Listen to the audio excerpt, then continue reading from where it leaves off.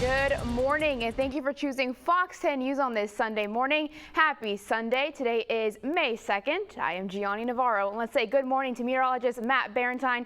Good morning, Matt. Yesterday was absolutely gorgeous. Not sure if we can say the same for today, though. Yeah, here we go. So, yeah, I hope you got outside and enjoyed yesterday. Yesterday was quite gorgeous, but today it's going to be another story. We have a severe risk zone now into the area. Level 2 for about the western half of the area, level 1 for the eastern half of the area. It's a very broad risk. In other words, a large area. The south is under this risk here today, but we're going to get into this by this afternoon and see some stronger storms sliding on through. So you got to be prepared for that this morning. Fairly quiet. Well, we do have a couple of sprinkles now on the radar. These aren't big thunderstorms. These are light rain, light sprinkles here. These are moving off to the east northeast, so these will cross the bay over into the eastern shore around Point Clear and Weeks Bay here before too long. But right now they're in Bayou La Battery headed towards DIP and Coden area. So we have a few showers out there this morning. Right now, like I said, no big deal at this point. So if you need to get a few things done, do it early, because later this is coming on in. You can see the showers and storms here over in Louisiana.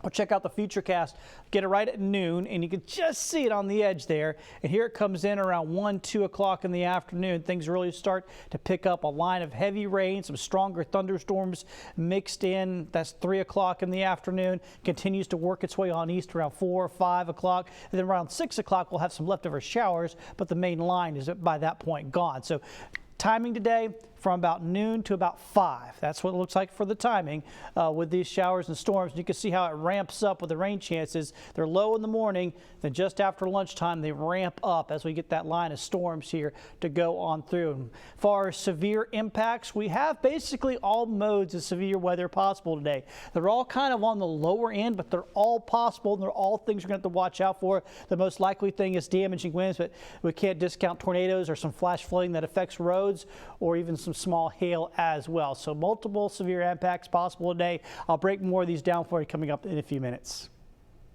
Seconds away from splashdown, everything nominal aboard Crew Dragon Resilience returning to Earth. Breaking overnight, SpaceX delivered 4 astronauts safely back to Earth. The Dragon capsule, named Resilience, splashed down in the Gulf of Mexico early after a 6-month stay at the International Space Station. The astronauts, 3 American and 1 from Japan, undocked from the ISS yesterday. Infrared cameras tracked the capsule as it re-entered the atmosphere. All 4 main parachutes could be seen deploying just before landing. This is the first nighttime splashdown of a crewed capsule since Apollo 8 in 1968. This marks the 2nd successful astronaut launch for Elon Musk's company. Meanwhile, Vice President Kamala Harris will take over Mike Pence's role as chair of the National Space Council. On Twitter Saturday, she wrote, quote, "In America, when we shoot for the moon, we plant our flag on it," unquote. America's first female vice president sees her work on the Space Council as an extension of her promoting her interest in STEM education for women. Now, Harris says she also wants to support sustainable development of commercial space exploration. Former President Trump revived the Space Council in 2017 by executive order and later called for the creation of a Space Force. With Vice President Harris in place now as chair, it's clear both the Council and Space Force will continue in the Biden administration. Harris has not scheduled the first formal meeting of the National Space Council on her watch, but plans to get started soon. Mobile police making an arrest in the city's latest homicide. 35-year-old Cyrus King booked into Metro and charged with murder.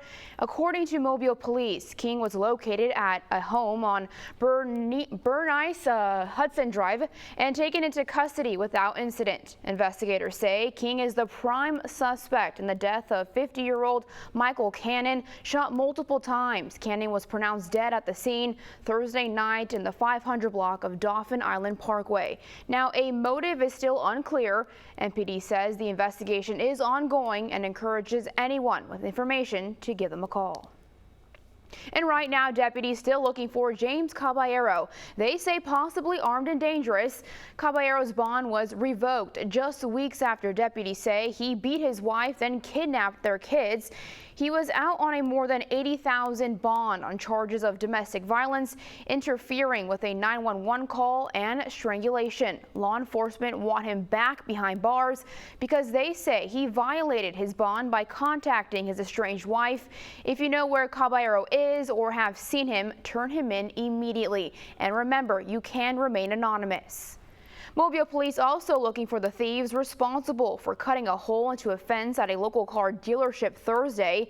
Mobile Mitsubishi employees says the bandits cut a hole in a side fence, then crawled onto the car lot and started stealing catalytic converters. Now the heist causing tens of thousands of dollars in damage to more than 24 cars. Catalytic converter thefts are up nationwide, including right here in the port city. The dealership says once they fix each car, they can't sell them at full price, and that adds up. The bandits want the precious metals inside the vehicle's exhaust system because they make a quick buck by selling them to recyclers for a few $100s. Now the dealership is asking anyone with information to come forward. In the United States is making significant progress in the COVID-19 battle, with more than 100 million Americans now fully vaccinated against the virus. However, health officials stress it's not time to declare victory just yet. John Loring has more. Fans gathering at Churchill Downs Saturday, excited about the 147th running of the Kentucky Derby. Disneyland in Anaheim, California, welcoming guests for the first time since the start of the COVID-19 pandemic. As of May 1st, coronavirus cases are down nearly 28% over the past 2 weeks, according to Johns Hopkins University. Although the U.S. is taking steps in the right direction, this pandemic isn't over until it's over. There's no imaginary finish line that we're racing towards. What we're trying to do is to get as much of the population as vaccinated as possible. The CDC director says July 1st is a reasonable target for reopening if positive trends continue. This virus has tricked us before, so I would like to sort of watch and see how it goes before making further estimations of what happens in a couple of months. One country not seeing progress against COVID-19 is India, which recently recorded more than 400,000 confirmed cases in a single day.